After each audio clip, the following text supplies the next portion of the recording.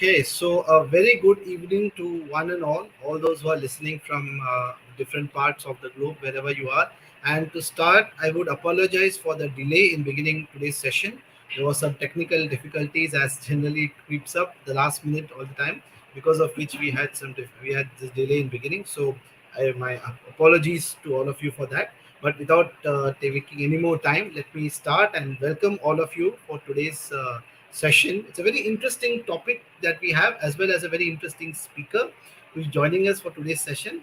So, on behalf of IITB for Bharat, I welcome Ms. Isobe Junjie. Namaste. Welcome to today's program, and a small introduction of Junjie before we go ahead. So, of course, we will be learning a lot more about her in and through today's session. So, I will not spoil it much for all of you. But just to give you a little bit of a teaser, Junji was working with a corporate in Japan right from 1997 to 2015 in various capacities. And so that is one part of her identity. The identity that is much closer to her is the one which began in the year 2000 or somewhere around that time, in 2010, where she completed a certificate course in yoga, the teacher's certificate course of yoga from the S. Vyasa Yoga University in Bangalore. After that, she has completed a 3.5 year residential course on Vedanta and Sanskrit at Swami Dayanand Ashram in Rishikesh. It got completed in 2019. And currently, she is pursuing her master's in Sanskrit from the Maharashtra Institute of Technology, that's MIT in Pune. And I'm sure she has further plans as well of going much more in this field. So it's really very happy that we've got this opportunity to interact with Junji.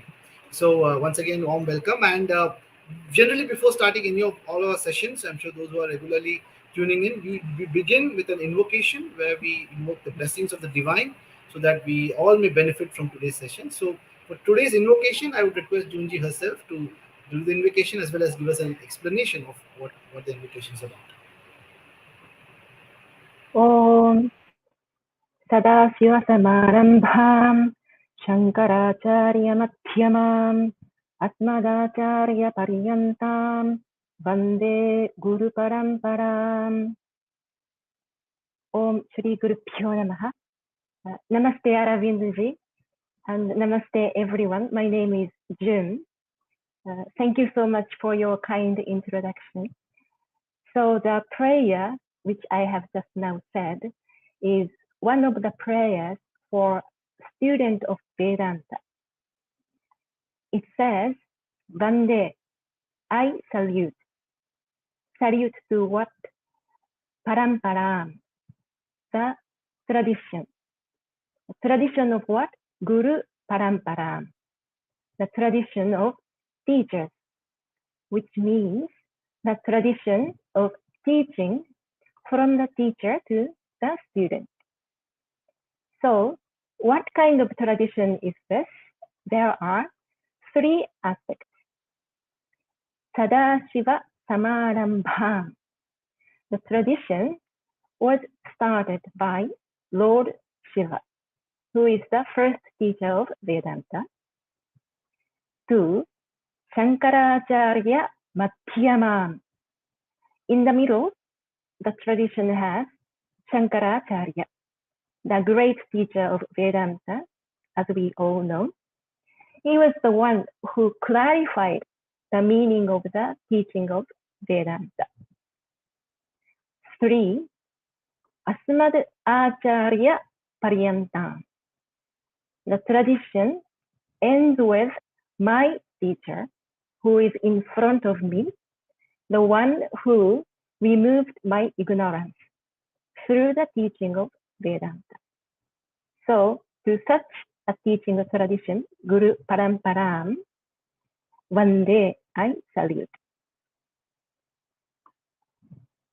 Wow, that is really wonderful. Thank you so much, Junji, for beginning the session in such an auspicious manner with a beautiful invocation as well as a very clear word by word meaning of the shloka. I think that clarity is really good to have for all of us as well when we are learning and chanting new shlokas. So before we, all of you are really excited to listen to more things from Junji. But before we do that, a short introduction of this forum that we have here, that is IITB for Bharat. So I think of late there has been a lot of increase in the spread of misinformation against Sanatana Dharma and our cultural values. And it is very common to see people abusing our faith and traditions without making any attempt to actually understand its significance or its relevance. Even premier technological institutes like IIT Bombay is not immune to it. And in fact, this kind of propaganda has the potential to corrupt and alienate the young, bright minds from their own roots. So IITB for Bharat has been conceptualized as a small step to stand up against this kind of propaganda and to try and bring some clarity in the minds of students about the various and issues that are related, and also help them take an informed choice in many cases. The other objective is also to have various such discussions on topics related to our scriptures, related to Vedas, Puranas, Itihasas, and so that the current generation can appreciate the great wealth of knowledge in them. Because knowing these can transform not only their own lives, but also the lives of those around them. And it is this with this objective that even today's session has been organized, and we are hoping that by understanding more about the inspiring journey of Junji from the corporate to the Vedant, so we can try and understand some more, gain some insight into the significance of our scriptures. So I request the audience also to keep that in mind, and to look at the session with that intention, and not just as getting some information, but also look at it as a reflection onto the significance of what we are going to hear today. And the flow would be, initially I would start with some questions which we felt we needed, that we wanted some we would like to know more from Junji. So we'll start with those questions. Towards the end, we will have some time for the audience to given to ask their questions. So we will be, so if you feel you have any questions which are not yet answered, you can post those towards the end, and I'd be happy to convey it to Junji and get her responses on the same. So with that, maybe let's get into the session. So I'm sure the first question that anyone would ask is that, you not be originally being from India and coming from Japan, is that when was your first introduction to Vedic philosophy, and why did it have any kind of attraction for you? Okay. As a precaution, Arabindji, I may not be very good at narrating stories because I usually do not talk much about myself. So please bear with me. So the first introduction to Vedic philosophy, it was 10 years ago in Chennai. I attended a 1-month course to learn yoga conducted by Swami Ananda Saraswati, a disciple of Swami Dayananda Saraswati. So when I joined this course, I already had a certificate of yoga instructor, and I was also married to my Indian husband. So I did have some exposure to India, Indian people, and the Indian culture. However, I knew that I knew very little. For example, I knew that yoga was not standing upside down, right? So I decided to join this course, and it was an immersive program. Immersive here means it was sort of 360 degrees, not only to practice asana and pranayama, but also to learn how to eat, how to serve, how to clean, how to pray, and study. So here in this course, Swamiji taught us one of the basic texts of Vedanta to us. Okay. It was a small, simple book. And because it was simple, it was like a riddle to me. I think you understand what I mean. Right. Frankly, I didn't understand. Rather, I got more confused. Right. Why? Because simply the teaching was totally different from what I studied in the school. and what I experienced in the world. Hmm.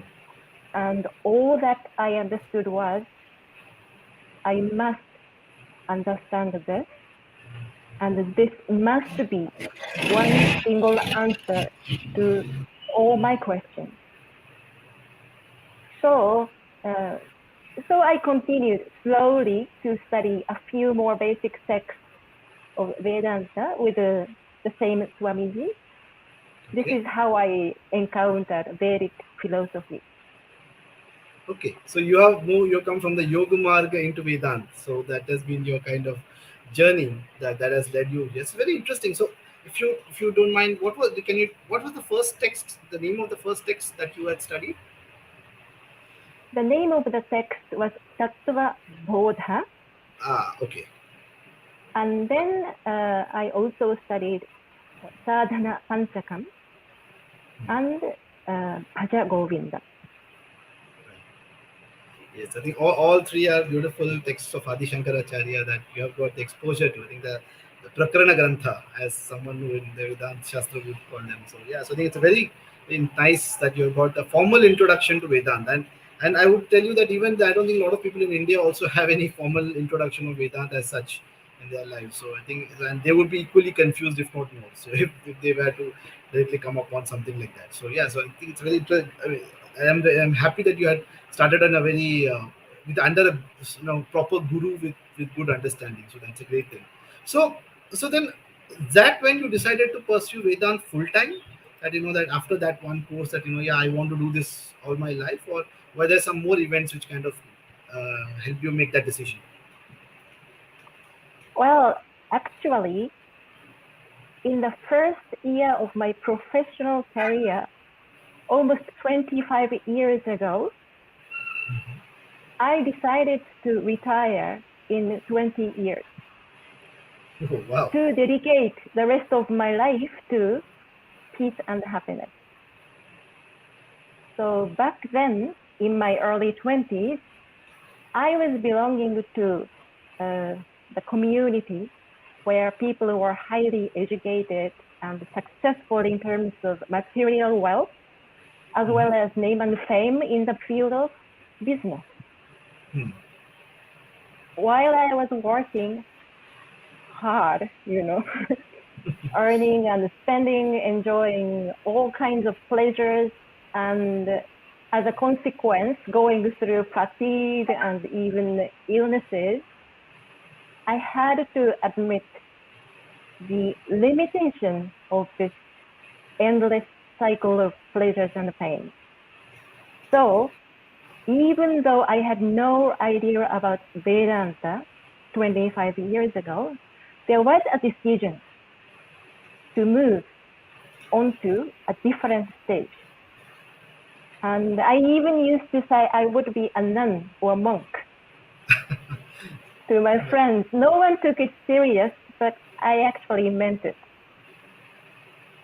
Anyway, as I said 10 years ago, fortunately, I came to know Vedanta.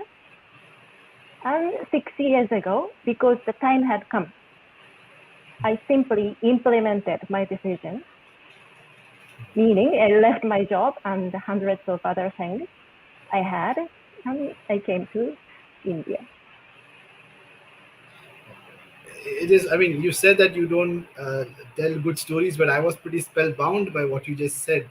So I think it is indeed quite amazing that you had the foresight to take that call 20 years or 25 years ago, that you would take the decision and you are able to stick to it. And it's like in some ways I think the as they say, the qualifications for a seeker of viveka and vairagya, discrimination and dispassion, I think you have imbibed both those through your career as well. So I think that is a very wonderful thing to hear, and very glad that I asked this question. Thank you so much, Junji, for sharing that. So of course, that other than your own experiences and what you saw and your own conclusions from that, were there anyone else or any people who kind of motivated you on your path, who kind of helped you, take that path, a plunge, or during or even afterwards, like who have been like mainly motivating you? My teachers, of course. Okay. For this reason, today's opening of prayer was selected. Ah, the entire Guru Parampara. Right, right. Okay, so that is of course wonderful to hear as well. But even though I think you are very driven, I'm sure moving in from to a new country is always difficult, even when someone does it generally. But to do it with having a particular to decide to take up Vedant study and something significant like that, I'm sure there have been a lot of challenges, or rather, I would say, a lot of the many adjustments which you may have had to do. So, how did you get through those adjustments? And were there at some point some of them were too difficult, or you felt no, they can all be done? So, how was the whole phase of transitioning from one lifestyle to another? Well, it is actually a choice we make, isn't it? Do I want to see everything as an obstacle or an opportunity? That is the question. If I want to compare India versus the rest of the world, as you can imagine, I can find too many difficulties or differences.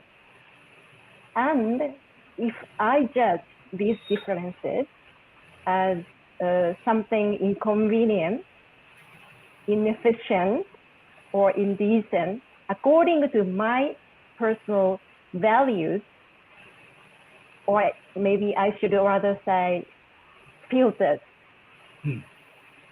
of course everything becomes challenging. And only when it is challenging, I have to overcome it, right? But why should I face such challenges which I create?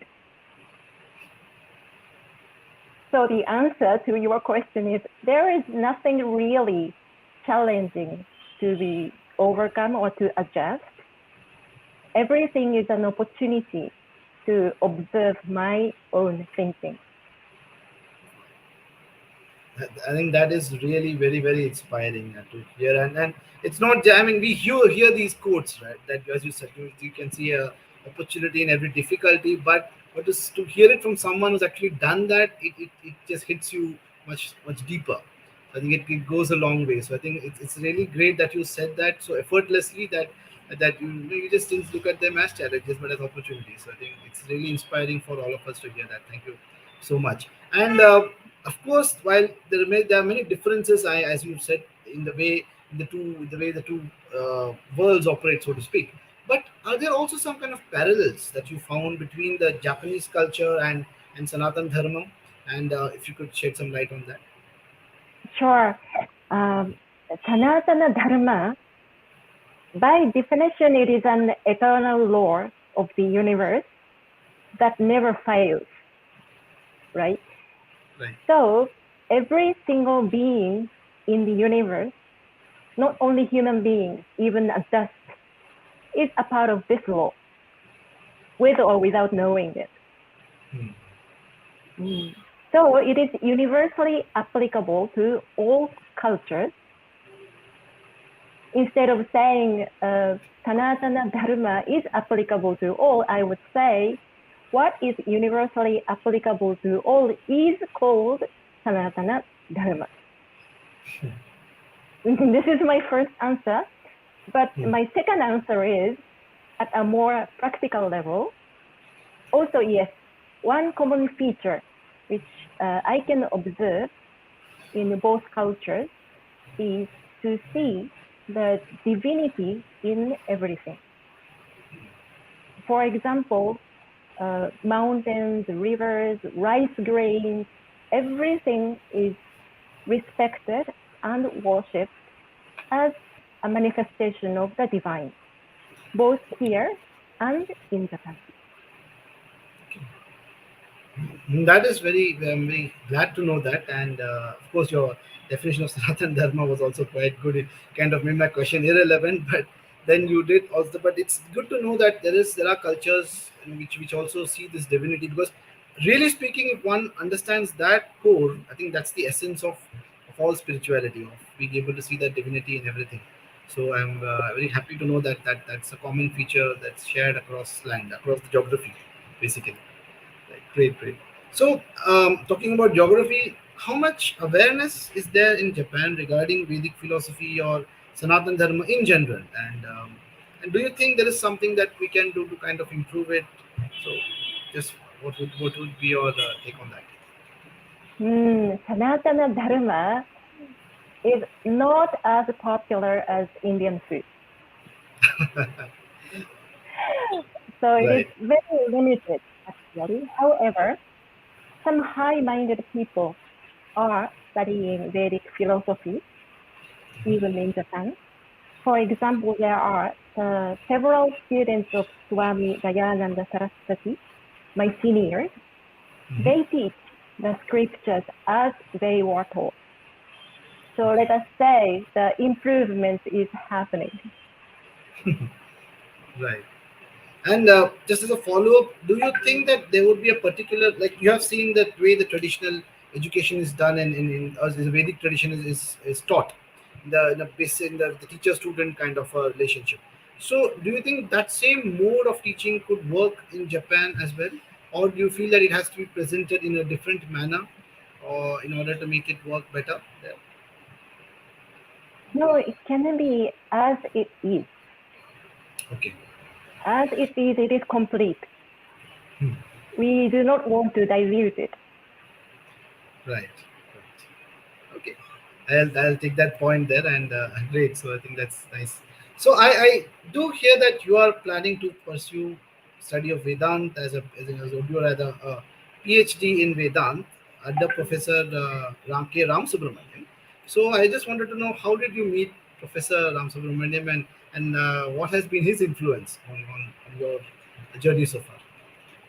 Yes, it was 2018 when Okay. I was attending the long-term course of Vedanta and Sanskrit at Swami Dayananda Ashram in Rishikesh. Hmm. Professor Ram Subramanian was invited as a guest teacher of Nyaya Shastra. Okay. He stayed with us for a couple of weeks and taught us a text called Tarka Sangraha. Hmm. So when I completed the course in 2019, I moved to Mumbai to Okay. continue my study under his guidance. Okay. So I'm sure you must have had many different faculty would have visited you during your 3.5 year course. So what was it specific that you decided that no, I think I would like to do it, study further under Professor Ram Subramanian, if there was something. Well, it is quite difficult to tell what exactly it was. Honestly, when my teacher came to the ashram, I didn't even know his name. Hmm. And there was no introduction of him. Okay. He just walked into the classroom, opened the book, and started teaching. Hmm. But then I heard one word in my mind. What I have heard was finally. Hmm. Finally, my teacher arrived. That is wonderfully described, Junjie. Yes, I think, yeah, I think it is that right connection, and as they sometimes say, the we say sometimes the student finds the teacher, and often the teacher who finds the student in both ways. So it's like that right combination has to happen, and I'm glad that has happened to you, and you when you found an able mentor, and a able teacher to study under. So. Yes, I'm really, really blessed. I'm sure. I'm sure. And then that's one of the reasons, I guess, how we also, I mean, IITB for Bharat also came in contact with you. So therefore, we are also happy that you made that choice. So right. So right now, of course, you are studying Sanskrit. Already, you have studied Sanskrit earlier also in one of the courses, and again now you're doing your masters on the language in MIT. So what is fascinating about Sanskrit for you that you choose to pursue it so much, and what is your opinion of the language in general? Oh, I love studying Sanskrit, especially Pali. Okay. It is just beautiful. Besides, I find Sanskrit very helpful to resonate and understand the teaching and the teacher.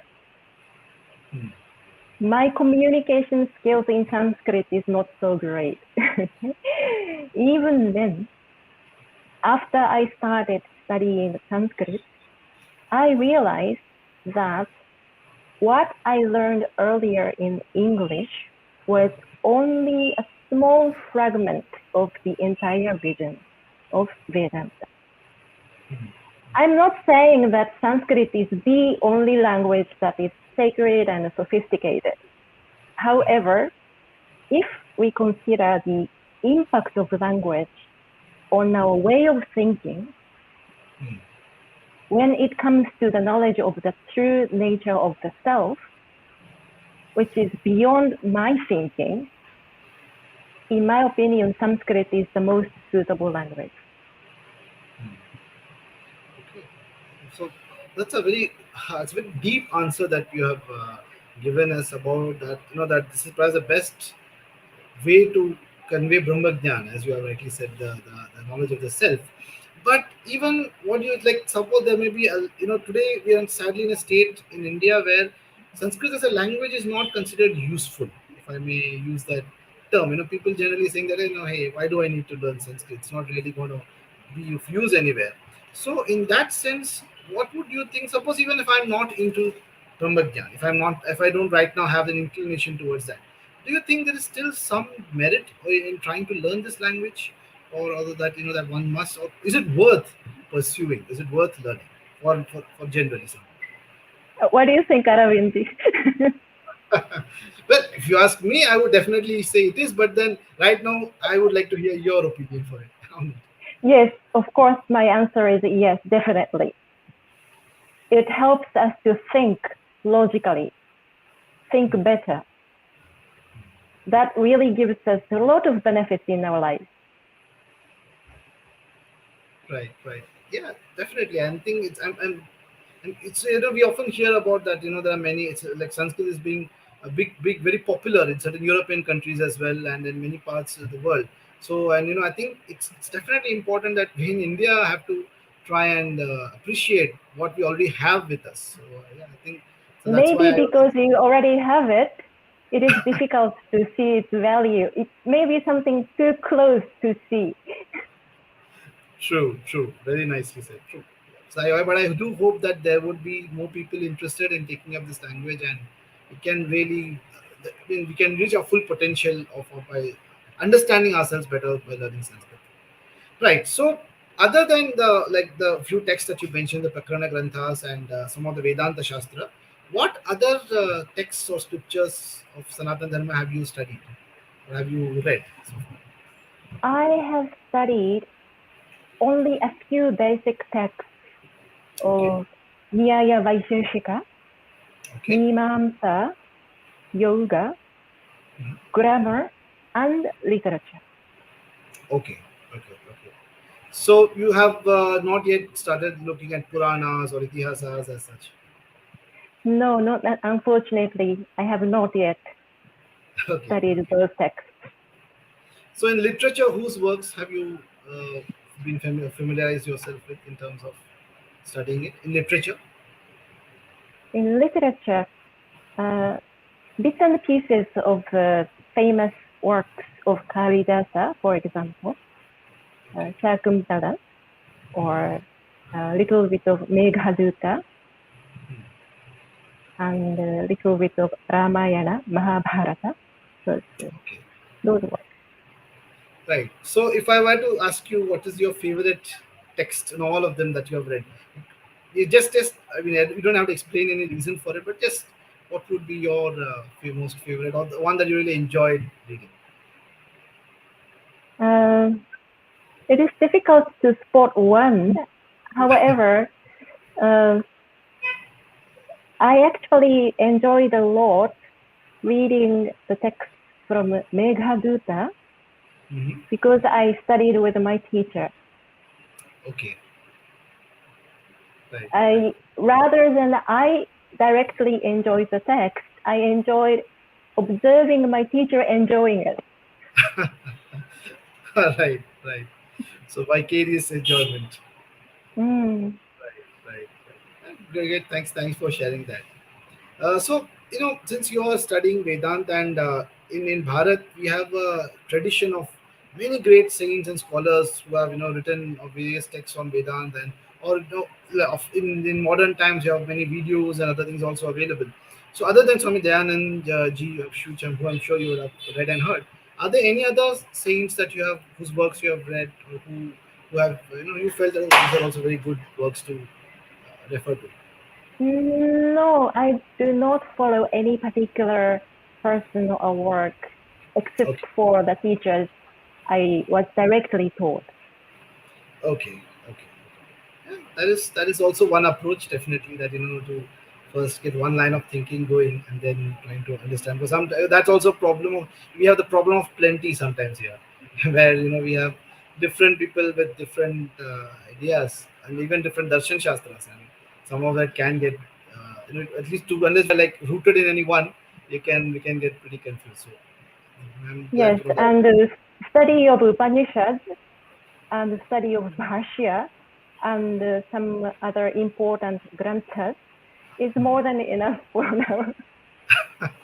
Yes, that is for sure. Yeah, I completely agree. So, among Upanishads, any particular Upanishads that you have studied the commentaries on, like that the 10 principal Upanishads, right? Which I'm sure you know of. But so Yes, in the any course ones you which yes, right? in Okay, the course, the major Upanishads, not all 10 Upanishads, because Brihadaranyaka is very big. Chandogya is also big to study thoroughly. So not everything, but most of the 10 Upanishads, along with Bhashya, was studied. Shankara Also, Bhashya, I suppose. Shankara Bhashya Right. and Bhagavad Gita, as well as the first 4 sutras of Brahma Sutra with Shankara Bhashya. Right. Yes, I'm sure. Yeah, of course, that is, I think, more than enough to understand the essence of our culture of Vedanta, at least. I'm sure. In That is fact, I have to study again those texts. right. Of course, I think among general people, Bhagavad Gita is very popular as compared to Upanishads among general people. But I think, as it is said in Gita Dhyanam, that the Bhagavad Gita itself is an essence of the Upanishads. So, yeah, I think that way that same tradition continues. True. So, have you had an opportunity of sharing, whatever you learned from this with people back home or with others? And what has been their reaction if you had that opportunity? No, I have not shared what I have learned with people in Japan. One of the reasons is because I am here. Right. I do not have much interaction with people in Japan or even in India. I would rather focus on my own study. That is one reason. Right. And also, I would rather not casually share what you say, bits and pieces of information which can confuse people, Hmm. right?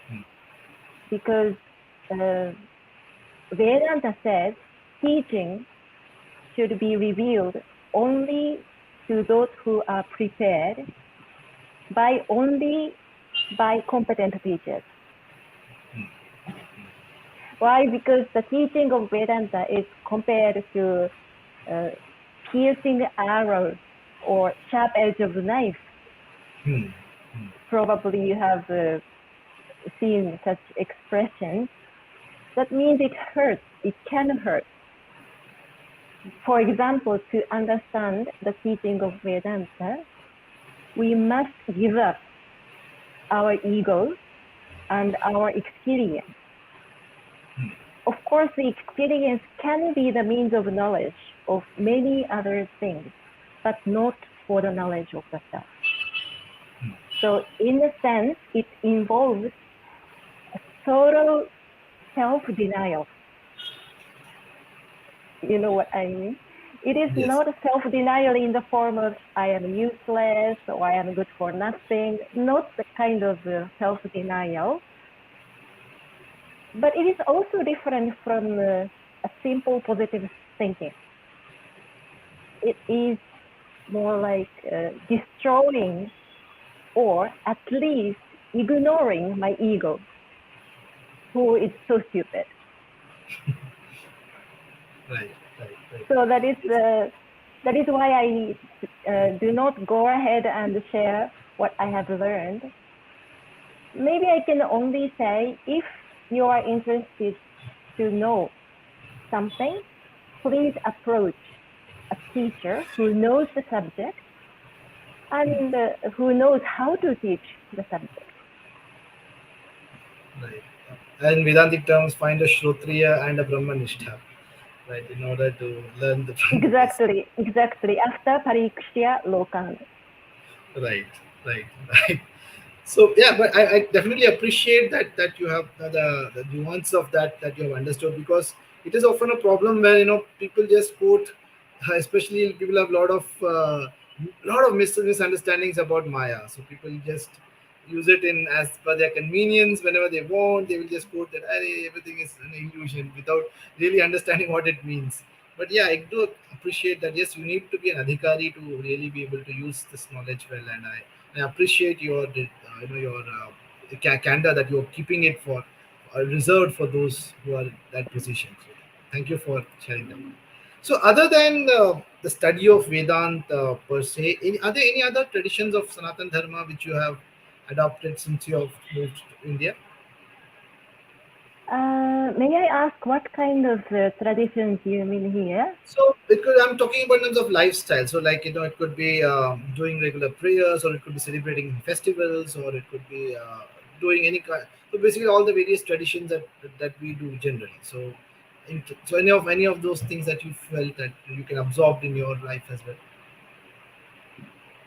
In that sense, I do not really do, for example, puja myself, Hmm. but I do participate.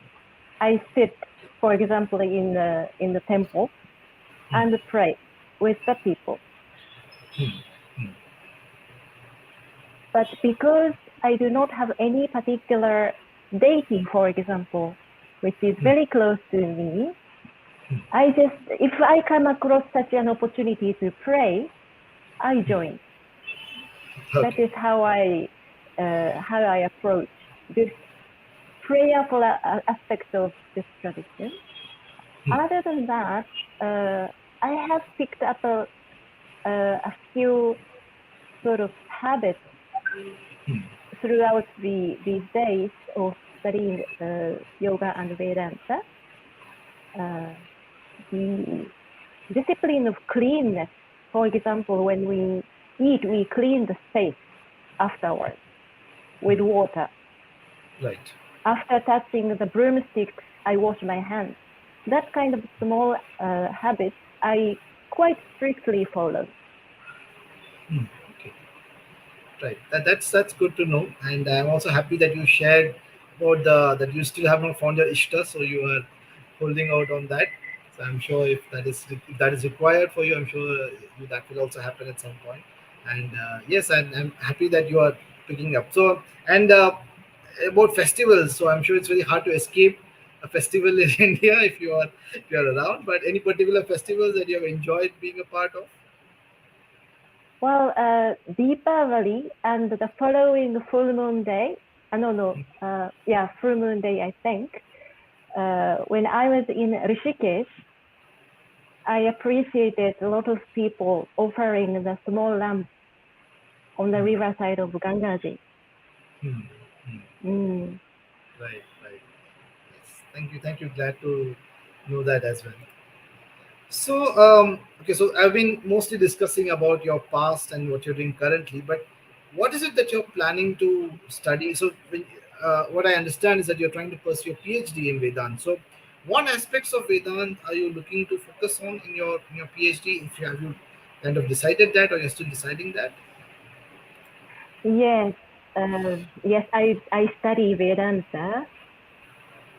Actually, when I say the word like study or student, it is only because there is no other expression. Of course, I do study in terms of listening to the teacher or reading the text.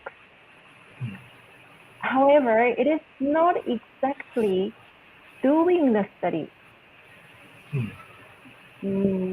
because it is a continuous process of examining and correcting my notions about myself. And it takes place every moment, not only when I'm sitting in front of the text. So what I exactly doing? I am probably trying to live Vedanta through the study of Vedanta. So whatever helps me in contemplating on the teaching is fine. Any text, any topic is fine. Wonderful. I think that's a wonderful thing that you have mentioned. That you're following actually the traditional path, right? Of Shravanam, Mananam, Nididhyasanam. You said you read, then you reflect, and then you contemplate. I think that is indeed the perfect thing to do, and that's the whole purpose of Adhyayan. So otherwise, if you're just learning for the sake of bookish knowledge, really speaking, it's just more burden But on you. maybe this may not be politically correct to state in front of the teachers of the university, you know. If I want to apply for PhD, I should not say this is not an academic pursuit. I should Right. also do something academic perspective. Right. But So my ultimate purpose is not ending there. true, true, true. Yes, I think, yeah, definitely. I'm very happy to know that as well. And so you already said that you're trying to live Vedanta, or trying to, and so that is definitely, so there's a Paramarthika and there's a Vyavaharika. So there is the higher pursuit which you're pursuing, and I'm sure that would be your ultimate goal of self-realization, Brahmagyan, however you want to put it. So that is on one aspect. I'm sure you have a vision for you, but on a Vyavaharika aspect, on a transactional reality, what is the plan that you have, or have you envisioned anything that you would like to do in your future? There is no plan, Aravind. I do not think much about tomorrow. Hmm. Today I'm doing what I am supposed to do, and that is enough. I just keep doing the same, probably until I take my last breath. I don't have a comeback for that. I mean, I just say that is wonderful to hear, and I think I'm pretty sure that there's an example that is that the river Ganga, it has one objective of reaching the ocean, which it does, but en route it serves all of us. So I'm sure while you pursue your path, there'll be many who will get benefited from your presence as well. So thank you for sharing that. I Uh, hope so. yes, and I'm pretty sure of it. So now, of course, I have to ask you something specific, because as we said that this forum is meant for young Indians and young seekers to try and listen in, to understand more about, again, appreciation for all this. So there are a lot of youth in India who don't really see much benefit of studying Vedanta or any of these things in their life, or there's a general notion that these are things which are like best done post retirement. So when you have nothing else to do in life, maybe at that time you can put some time on it, but it doesn't really seem to have any kind of, this is not really useful or relevant to me in today's time. And it's like what, some 5,000-year-old thing, and why would I really need to know those things? So what would be your message to people who have this kind of thought process? Well, I myself, there are a lot of things which I do not know about Vedic heritage. So I am not in the position to make a statement in general, but as long as Vedanta is concerned, the teaching is very simple, very logical, and this is something to understand, nothing to believe or imagine. And this knowledge is by knowing which everything else is as well known, right? So honestly, I do not really understand who does not want it. But however, everyone has their own timing to reach out and open the door. And I genuinely believe that at the end of the day, every individual is reaching the same truth. I think that is and as you beautifully said, there's nothing thrust upon anyone here in this path. So it's like you have to find your path, as you beautifully said, and you can find it through your own understanding. And so it is not like you need to just close your eyes and no. Again, I will not go into the nuances of it, but Shraddha is itself not properly understood often, as people often mistake it as blind belief, which is it's actually much more than that. So I'm very happy that you have shared this message, and the audience of I'm sure who have come from a rational background would appreciate what you said more as well. That, yes, this is something that we can. I don't have to give up my rationality in order to understand or study Vedanta. So thank you for sharing that. Yeah, so Yeah. right. So I think so. There is a so these are some of the questions that I wanted to ask from IITB for Bharat Forum. But now I would like to open the floor for the audience. So the audience, you can post your questions, which will be and I will be relaying. So Junjie may not be directly able to see your questions, but that will be passed on to me, and I can then share with her. So the one question which I've got is that which philosophy of Sanatana Dharma do you like the most, and what is the core spiritual reason for that? So that's a question that has come from Amitesh. Okay, thank you for the question. I am not sure if I should say favorite, but I am all about Vedanta, as you could see throughout the different questions which Aravindaji was asking. Right. So while I mean, they are this sorry, please go on. this is the thing which I have to do, and there is nothing else for me. Wonderful. So while then, if the audience is thinking of the next question, so since this topic came up, so in Vedanta also we have the Advaita Marga, the Vishishta Advaita, the Dvaita. So I believe you are more following the Advaita philosophy of Vedanta. I actually am not so much aware of those differences, but Okay. all I have studied under my teachers, I think it is something called Advaita, which is not Vishishta or Dvaita.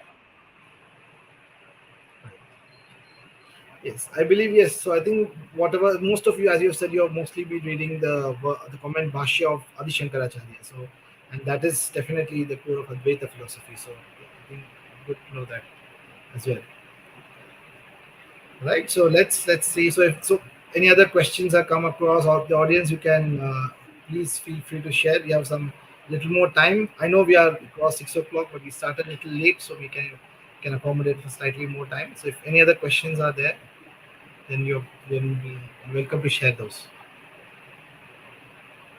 So Junji, just so currently, so when would your masters be completing as such? When would you be done with your masters? In 3 months, it's going to be completed. Oh, wonderful, wonderful. So our best wishes for that. I'm sure it will be very interesting. Thank you so much. Work that Thank you'll you do there. so much. Right. Okay, so maybe on so I think since we are as there are no more questions, and before we conclude, I express my gratitude to Junji. and both from personally as well as on behalf of IITB for Bharat, because I know it is not easy to come and talk about these topics because these are, as you rightly said, very complex. And I'm also happy that all the answers that you gave, you spoke right from your heart, which was very visible in the way, for us to hear, and I think that really makes an impact. So none of it was like textbook answers, if I would say. It was all from your heart. So, and that really helps us, and I'm appreciate that. I know you have a lot of things on your plate, but you gave us this time, and it's a great learning for all of us. So thank you so much, Junji, on behalf of everyone here. Thank you so very much, Aravindaji, for your kindness and patience. I really enjoyed talking with you. Yes, and I'm sure we can continue our association even outside of this session, and I would be glad to be connected to a co-seeker rather. All right, that's why I have one more question, sorry, which has just come up. So maybe I'll just ask that as well. So, what is your view on the karma kand, and how will it be useful in the spiritual journey of a seeker? View about? Karma kand. There is all the rituals, all those sort of the Karma kanda. Okay, Yes. okay. Karma kanda. Okay. Yes.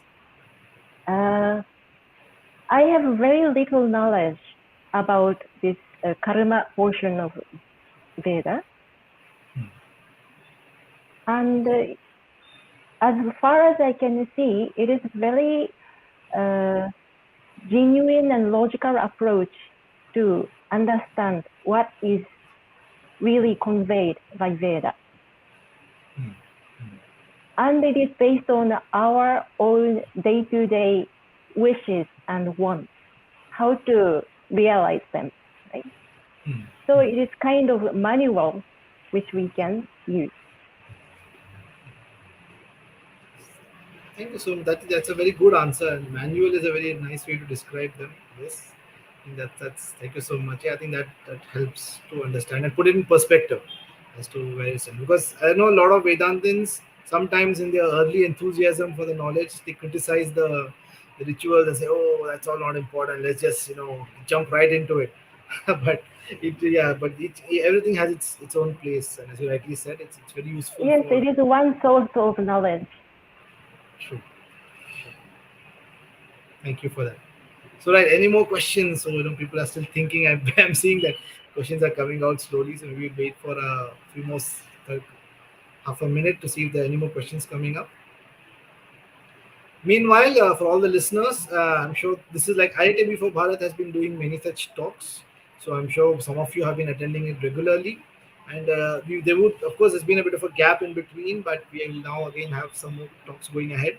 So if you would like to be aware of these talks and would like to attend them, then feel free to connect with us. So we have the YouTube channel, and for which is IITB for Bharat, where you can connect, you can subscribe, you can share it with others who you might feel will appreciate it. We also have a Facebook page as well as a Twitter handle, so you're welcome to be connected with us for these and for any other events we have in the future as well. And then there's been a response saying that your answer was very appreciated, Junji, on what you just said. So I got a response from that, so I would like to pass that on to you as well. I'm very happy to know wonderful activities of yours by IITB for Bharat. Thank you so much. So, okay, so maybe on that note, we can conclude today's session. And so I'm sure I will have more opportunities in the future as well of interacting. Maybe another time we can have a discussion on another topic as well. So once again, thank you so much, Junjin. Thank you to the organizers, the others, a lot of behind the scenes people who are there involved in making these sessions happen. So I take this opportunity to thank all of them as well for this wonderful session today. So on that note, let's conclude. Om Shanti, Shanti, Shanti. Take care, everyone.